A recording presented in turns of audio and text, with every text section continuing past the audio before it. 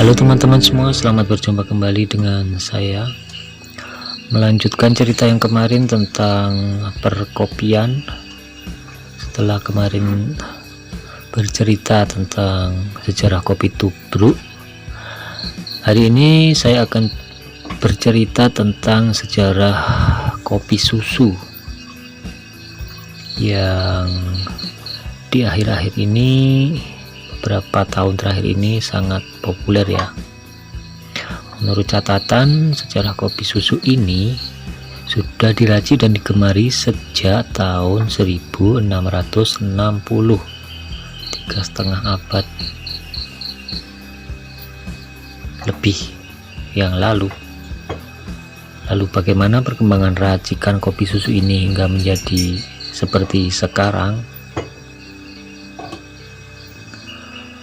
Karena rasanya yang manis dan menyegarkan, kopi susu ini menjadi pilihan banyak orang yang tidak terlalu menyukai rasa pahit pada kopi, sehingga alternatifnya tentu saja akan memilih kopi susu karena rasa kopinya juga masih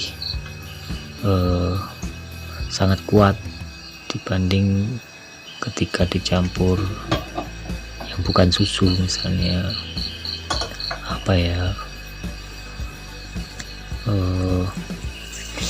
madu kali ya. Diambil dari beberapa sumber, ada beberapa hal yang menarik dari sejarah kopi susu ini.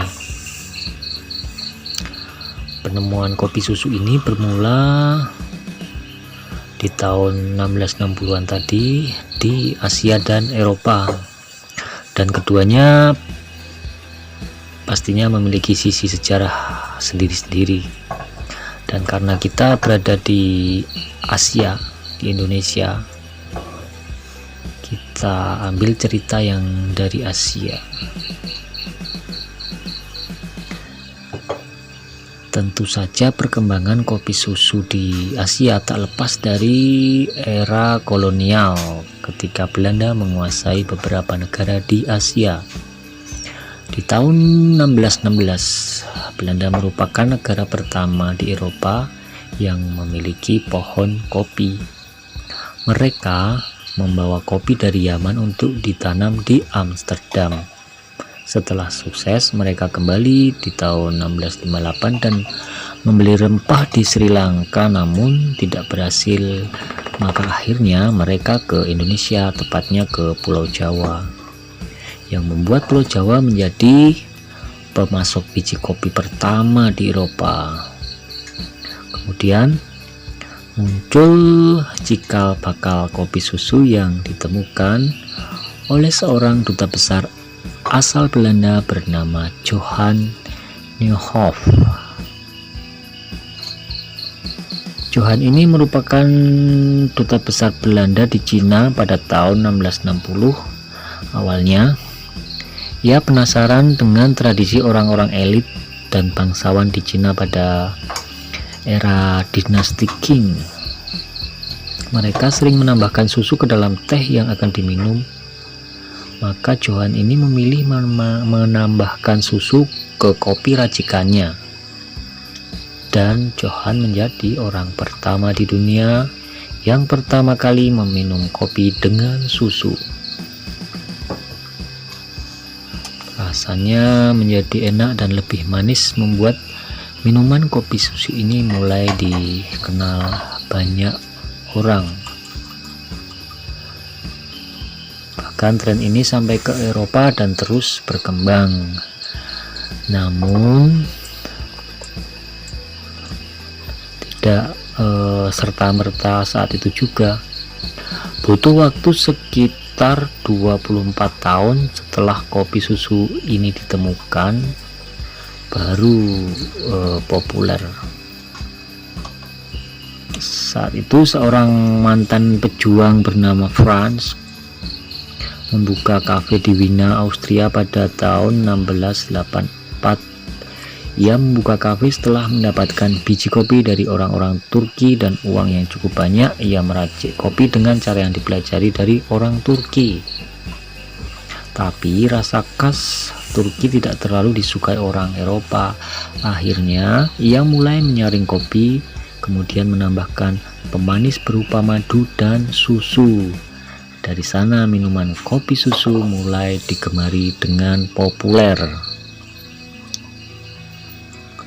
Pada abad ke-17 ketika popularitas kopi susu mulai meroket, tidak banyak pemanis yang bisa digunakan. Saat itu hanya ada dua jenis pemanis, yaitu susu dan gula.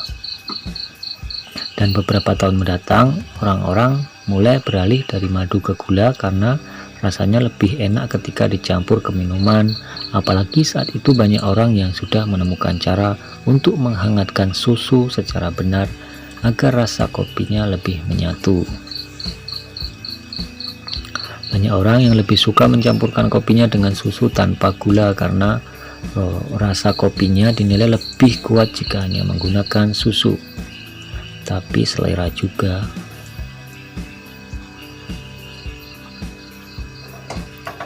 Dan selama lebih dari 300 tahun kopi susu berkembang menjadi minuman populer di berbagai negara. Tapi kopi susu ini sering mengundang perdebatan di kalangan pecinta kopi.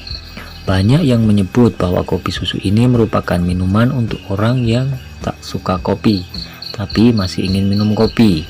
Beberapa penggemar kopi mengklaim bahwa rasa kopi memang tidak enak dan terkadang pahit. Jadi ketika orang-orang menambahkan gula atau susu ke dalam kopi mereka, itu menandakan bahwa sebenarnya mereka tidak suka rasa kopi yang terlalu tajam dan kuat. Namun, terlepas dari kontroversi yang ada, kopi susu tetap digemari banyak orang. Jenisnya juga semakin beragam, mulai dari ini, itu, dan banyak lagi. Itu dia teman-teman, kurang lebih sejarah tentang kopi susu. Biasanya kalau minum kopi susu ya minum saja, ini sekali-sekali kita kulik agar ya seperti filosofi esoterik kopi itu ya, esoterik, akan melihat lebih dalam tentang sesuatu. Terima kasih teman-teman sudah menyimak videonya. Kita akan bertemu lagi di lain kesempatan. Silahkan di subscribe, like, dan gunakan kolom komentar untuk berkata-kata. Sampai bertemu lagi di video selanjutnya.